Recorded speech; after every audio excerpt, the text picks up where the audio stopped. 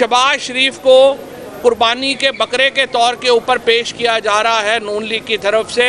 14 मई को पंजाब में इलेक्शन कराने होंगे, अगर नहीं होगा तो फिर ये सड़कों के ऊपर दमादम मस्त कलंदर होगा।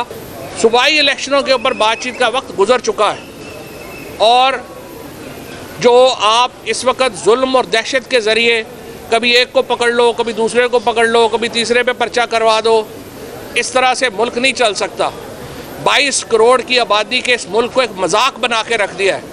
आज जब श्रीनगर के अंदर G20 कॉन्फ्रेंस हो रही है, जब सऊदी अरेबिया जैसा पाकिस्तान का दोस्त इंडिया में इन्वेस्टमेंट का सोच रहा है और पाकिस्तान में ये जुर्रत नहीं है इस हुकूमत में कि सत्यापाल मलिक जो गवर्नर मकबूजा कश्मीर ने जो बयान दिया उसके ऊपर मजम्मत ही कर दे नरेंद्र मोदी की, वो पाकिस्तान को एक इर्रेलेवेंट मुल्क बना दिया गया है दुनिया में।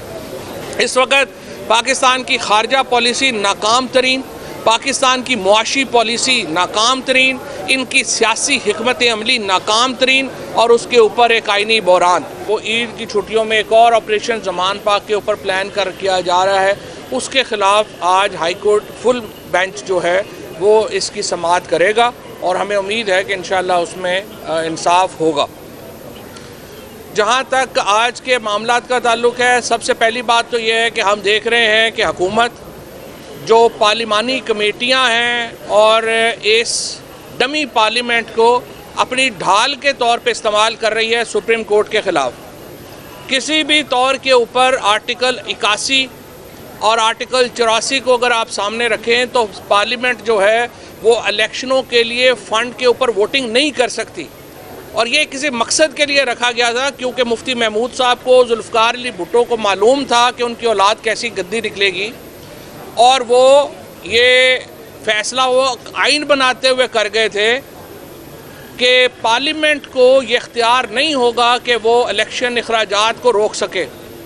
लिहाजा ये कहना कि पार्लियामेंट की इसके ऊपर वोटिंग ज़रूरी है या कमेटी की वोटिंग है और सुप्रीम तस्लीम किया है, अटॉर्नी जनरल ने भी ये तस्लीम किया है और इस वक्त जो सूरत हाल है वो ये है कि ये जो रकम है ये आज अगर ट्रांसफ़र नहीं होती तो ये सुप्रीम कोर्ट की तौहीन होगी, जिसमें पहले इंशाल्लाह एक्टिंग गवर्नर स्टेट बैंक जो हैं वो अपने घर पे जाएंगे और उन्हें 6 महीने की सज़ा भी सुनाई जा सकती है और दूसरी सूरत में फिर जो सारा खेल खेला जा रहा है वो लंदन प्लान का हिस्सा है और लंदन प्लान ये है जो नवाज़ शरीफ ने और मरीम नवाज़ ने बनाया है कि शहबाज शरीफ को डिस्क्वालीफाई करवाना है। शहबाज शरीफ को कुर्बानी के बकरे के तौर के ऊपर पेश किया जा रहा है नून लीग की तरफ से कि ये मुसलसल तौहीन के ज़रिए अपनी कुर्बानी दे दे तो शायद नून लीग को कोई बयानिया मिल जाए, कोई नैरेटिव मिल जाए।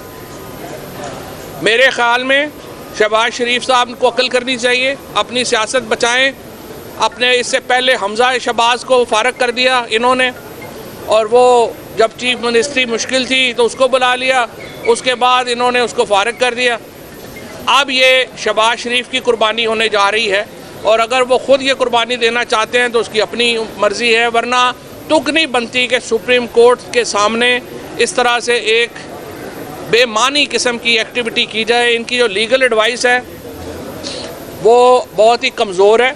आज़म नज़ीर तारड़ साहब जो हैं वो सिर्फ फांसियाँ बचाने वाले वकील हैं, कॉन्स्टिट्यूशन का उनको कुछ पता नहीं है और इसीलिए उनकी कॉन्स्टिट्यूशनल एडवाइस के ऊपर अगर शहबाज शरीफ साहब चले तो वे खड्डे में ही गिरेंगे। लिहाजा किसी अक्लमंद आदमी से मशवरा करें और ये कभी जो एक रेजोल्यूशन कभी दूसरी रेजोल्यूशन ला के रद्दी की टोकरी में इजाफा कर रहे हैं उसका फ़ायदा नहीं होगा। हर सूरत में सुप्रीम कोर्ट के फ़ैसले पर अमल दरामद करना होगा। 14 मई को पंजाब में इलेक्शन कराने होंगे, अगर नहीं होगा तो फिर ये सड़कों के ऊपर दमादम मस्त कलंदर होगा। पाकिस्तान की कौम इनकलाब के लिए निकलेगी, पाकिस्तान की कौम को इस्लामाबाद जाना होगा अपने हकूक़ की हिफाजत के लिए। ये जो बातचीत का मामला है हमने पहले ही कहा है, हम बातचीत करना चाहते हैं, हम इलेक्शन के फ्रेमवर्क के ऊपर बातचीत करना चाहते हैं, लेकिन अभी जो पंजाब और खैबर पख्तूनख्वा के इलेक्शन हैं वो हर सूरत सुप्रीम कोर्ट के अहकामात पर होने हैं। नेशनल इलेक्शन के ऊपर बातचीत करनी है, बातचीत कर लें। सूबाई इलेक्शनों के ऊपर बातचीत का वक्त गुजर चुका है और जो आप इस वक्त जुल्म और दहशत के ज़रिए कभी एक को पकड़ लो, कभी दूसरे को पकड़ लो, कभी तीसरे पे पर्चा करवा दो, इस तरह से मुल्क नहीं चल सकता। 22 करोड़ की आबादी के इस मुल्क को एक मजाक बना के रख दिया है। आज जब श्रीनगर के अंदर G20 कॉन्फ्रेंस हो रही है, जब सऊदी अरेबिया जैसा पाकिस्तान का दोस्त इंडिया में इन्वेस्टमेंट का सोच रहा है और पाकिस्तान में ये जुर्रत नहीं है इस हुकूमत में कि सत्यापाल मलिक जो गवर्नर मकबूजा कश्मीर ने जो बयान दिया उसके ऊपर मजम्मत ही कर दे नरेंद्र मोदी की, वो पाकिस्तान को एक इर्रेलेवेंट मुल्क बना दिया गया है दुनिया में। इस वक्त पाकिस्तान की खारजा पॉलिसी नाकाम तरीन, पाकिस्तान की मुआशी पॉलिसी नाकाम तरीन, इनकी सियासी हिकमत अमली नाकाम तरीन और उसके ऊपर एक आइनी बहरान, ये 4 चीज़ें पाकिस्तान की इस वक्त सलामती को ख़तरा हैं। और अगर इनको जल्दी एड्रेस नहीं किया जाता, मैं यहाँ पर ये भी कहना चाहूँगा कि पाकिस्तान के लिए ज़रूरी है सबका मिल बैठना, इस पर कोई दो राय नहीं है, लेकिन आइन के ख़िलाफ़ मिलकर नहीं बैठ सकते। और जितनी ह्यूमन राइट्स की वायलेशंस हो रही हैं उनकी मौजूदगी में माहौल भी नहीं है मिलकर बैठने का, लिहाजा ये फ़ैसले आप कर लें।